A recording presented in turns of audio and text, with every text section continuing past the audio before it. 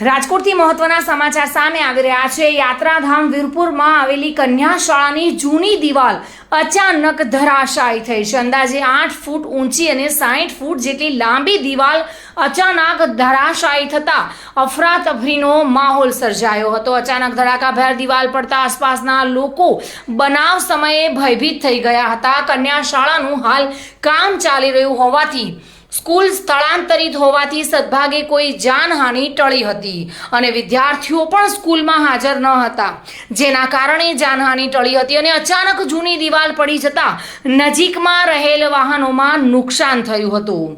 દિવાલ પડતા પાસે પાર્ક કરેલા ટેમ્પામાં અને બાઇકમાં પણ નુકસાન જોવા મળી રહ્યું છે। અચાનક ધરાશાયી થતા દિવાલનો ધડાકાભેર અવાજ આવતા આજુબાજુના લોકો પણ ગભરાઈ ગયા હતા અને અફરાતફરીનો માહોલ સર્જાયો હતો।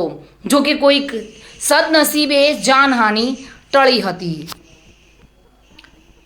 સુરેશ ભાલિયા સાથે bureau report, today Gujarati news.